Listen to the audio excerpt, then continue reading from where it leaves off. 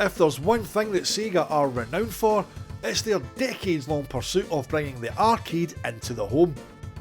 During the 1980s and 1990s, they were the gold standard for not only arcade games, but arcade technology, with each new board pushing the boundaries in terms of graphics, sound and gameplay.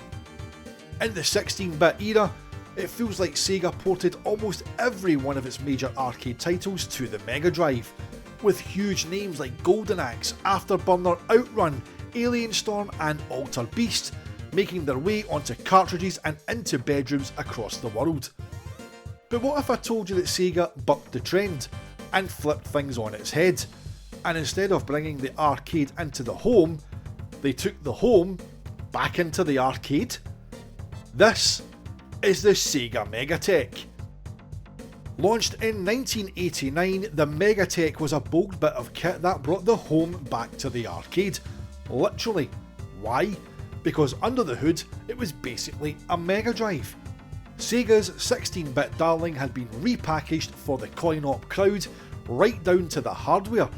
But this wasn't some lazy cash-in. Oh no, Sega had a few tricks up their sleeve. First off, the Megatech could hold 8 cartridges at once. Yes, 8. Imagine that, a Mega Drive on steroids, ready to serve up a buffet of classics and no fiddling with cartridges required. Players would pop in their coins, choose a game from the lineup displayed on the second monitor, a clever little screen that showed you what games were available, how to play them, and even gave a quick rundown of the controls and how much time you had left. It even flashed green as your time begins to run out. Very slick. Now here's the twist, you weren't playing with lives on the Megatech, you were playing with time. Your coins didn't buy you a continue, they bought you actual minutes of play. Get a game over? No problem. As long as you had time on the counter, you could restart the game you were on or pick something else. As long as that timer hadn't gone down to 0, you remained in control. But be warned, play too slow and even the most skilled run could come to an end if you didn't keep feeding the machine. It was a system that rewarded speed and spare change. The Megatech was the ultimate coin guzzler. Sound familiar? That's because Nintendo had a similar idea with their Play Choice 10, but trust Sega to wrap it up in a more stylish, forward-thinking package. But it gets even more technical. This thing had a Master System soul buried inside it. The BIOS screen ran off of Master System hardware thanks to the extra Z80 CPU and SMS VDP chip. If a cartridge was flagged as an 8-bit title, the Megatech would flick the switch and run it in Master System compatibility mode. Now Sega weren't daft. They knew someone would try and jam a regular Mega Drive cartridge into this board, so they made sure that retail games wouldn't work. And likewise, Megatech cartridges don't run on home consoles, even though they look like Japanese Mega Drive cartridges. Some modders did make adapters though. Tiertex, a UK-based game developer and publisher, released one back in the day, but out the box, this cabinet was very much a closed ecosystem. The cartridges themselves were completely no frills, just silver and red labels, nothing flashy, no artwork, because at the end of the day, punters were never meant to see them. The Megatech never officially made it to the US, but it did find a home in arcades across Europe, Australia and Japan. And if you were lucky enough to spot one, chances are you've never forgotten it. A hybrid console arcade machine with one foot in your living room and the other in the arcade, the Sega Megatech was yet another example of Sega thinking outside the box and years ahead of its time. The footage of the cabinet in action is from John Ward's channel, aka JW Flame, and remains the best overview of the cabinet itself available on YouTube. John actually bought the Megatech at auction and restored it to full working order. So if this video has piqued your interest in the Megatech and you want to find out more about it, you can find a link to his full video in the description. But what about the games? Almost 50 Mega Drive classics were brought to the Megatech, and in many cases they represented a fresh perspective for arcade players. This is because several Mega Drive arcade ports had creative differences, such as those found in Alien Storm and SWAT. Sega also included home exclusive sequels on the Megatech, such as Golden Axe 2, which was created specifically for the Mega Drive and never received a standalone arcade release. And it wasn't just Sega games that got the Megatech releases either. Thanks to the licenses and ports that were done by Sega of several Capcom games, the likes of Forgotten Worlds also made their way back into the arcade. Here's a look at some of the best games to make their way to the Sega Megatech.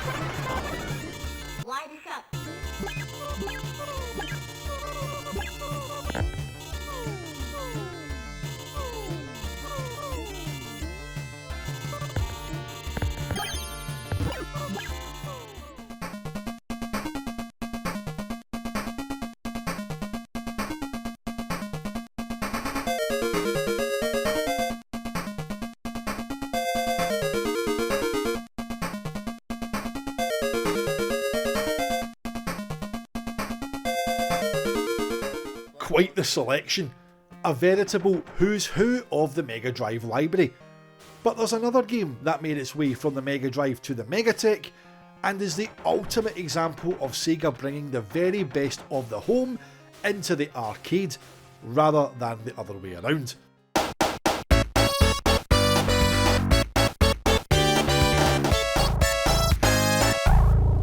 That's right, Sonic the Hedgehog, the icon of the Mega Drive and indeed the company. The perfect game for the Megatech? I think so. On a cabinet focused on playing with a limited amount of time, Sonic's speed and act-based zones are tailor-made.